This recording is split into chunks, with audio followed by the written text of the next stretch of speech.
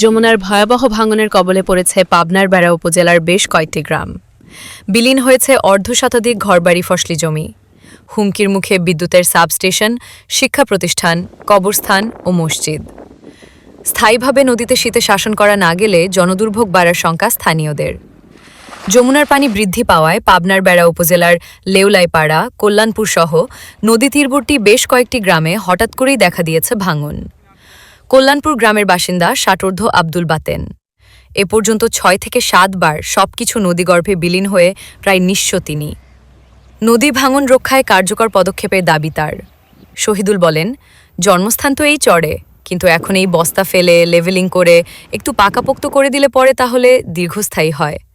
যেগুলো ফালানো হয় আবার ১ বছরের মধ্যে ভেসে জায়গাটা চলে যায় নদীগর্ভে। তার মতো ওই গ্রামের অর্ধশত বসতবাড়ি ও ফসলি জমি নদীগর্ভে বিলীন। ভাঙনের হুমকিতে রয়েছে বিদ্যুতের সাবস্টেশন, বিভিন্ন শিক্ষা প্রতিষ্ঠান, কবরস্থান ও মসজিদ।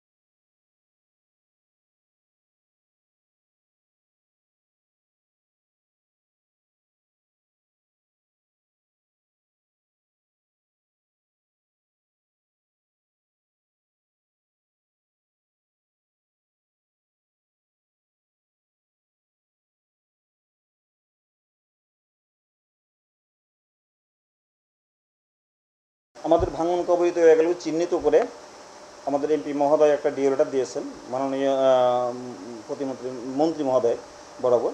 সেখান থেকে আমাদের একটা দিক নির্দেশনা আসে, যেখানে যেখানে ভাঙন কবলিত স্থানগুলো উনি চিহ্নিত করে দিয়েছে। আমরা ওই ভাঙন কবলিত এলাকাগুলি আবার নিজের সরেজীবনে আমরা পরিদর্শন করে সেসব জায়গাতেগুলো আমরা অস্থায়ী প্রতিরক্ষামূলক কাজ ডিক্লারেশন করে, ইমার্জেন্সি ঘোষণা করে ওই সব জায়গাগুলোকে আমরা কাজ করে যাচ্ছি। এটা চর এলাকা, যেহেতু একটা গঠিত চর, যেখানে পরিমাণ পার্মানেন্ট ওয়ার্ক করেই এখানে মনে করেন যে আমরা এটা প্রতিরক্ষা করা উচিত। তারপর আমরা অস্থায়ী প্রতিরক্ষামূলক কাজ করে সেই লাইনটা বা বিদ্যুৎ যে ট্রান্সফরমার যেটা আছে বা স্টেশন, সেটাকে আমরা প্রতিরক্ষা করার জন্য আপ্রাণ চেষ্টা চালিয়ে যাচ্ছি।